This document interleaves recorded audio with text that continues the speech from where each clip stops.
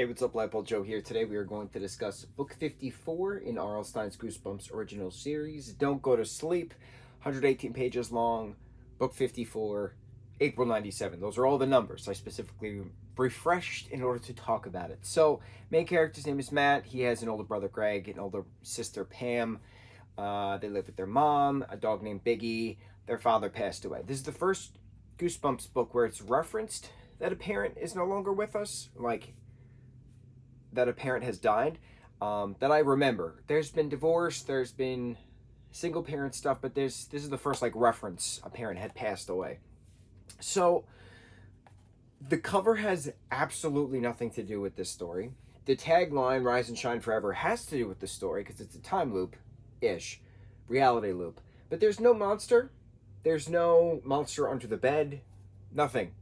Nothing of that extent, right? The only monster that we have is when Matt inadvertently turns into a monster on another time he wakes up. So, Matt, how does he get stuck in this loop? He's stuck in a reality loop. It's not a multiverse loop, it's a reality loop, as it's explained. So, he goes to sleep in the guest room after he's explicitly told not to. And he goes to sleep, wakes up as this 16-year-old in high school. Things happen, goes back to sleep in the guest room, wakes up as a 12-year-old, goes back to sleep, wakes up, does this, goes back to sleep, wakes up, does that, right? But then it turns out that he doesn't have to actually sleep in that bed in order to keep this loop going. So he's in part of a circus family at one point. He's this really skinny kid at one point. He's this really chubby kid at one point. He's just giant monster that's eating metal. He turns into a squirrel. He goes back to human form. And then he's being chased down by these reality police individuals. Lacey, who's this girl who resembles his age every time he wakes up as a different person and or entity. And then you have two different security / police officers, Bruce and Wayne, which is hysterical because that's a nod to Batman. When I first read it, I was like, haha, I see what you did there. Now, the premise is very much like the Cuckoo Clock of Doom, where that main character wakes up and he ages backwards. But this is kind of more sporadic, and it's explained that it's a reality loop, that it's kind of like a black hole. It's a reality hole that he kind of fell into within going to sleep in the guest room. And Matt's trying to figure out how to break it, but the police are trying to just make sure he sleeps forever by giving him this, medicine, this antidote, this potion. So it's science-y, but it's more, obviously, fiction aspect to it.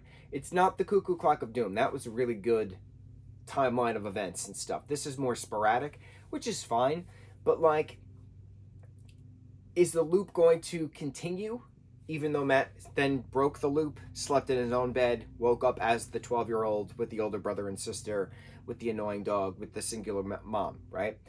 And then his birthday's coming up, so she redoes the guest room to be his room. But if he just stays sleeping in the old room, even though it's now a storage room, is the chain gonna just stay broken? If he then goes back to sleep in the guest room, which is now his room, is the chain gonna continue, or is the chain now broken because it's now deemed that it is his room and not a guest room?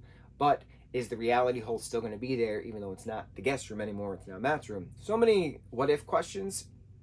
Just there's no monster under the bed. When I saw the cover, I was like, oh, monster under the bed story.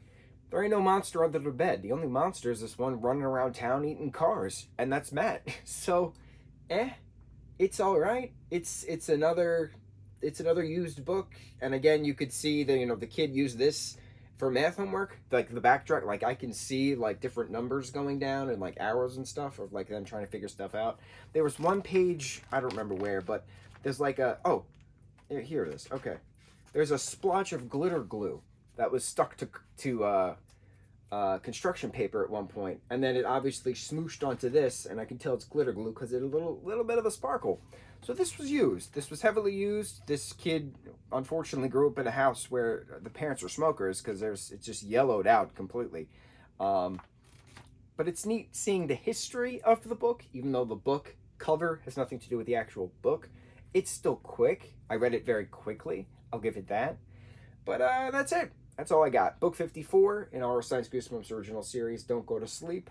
On to the next review. Mahalo.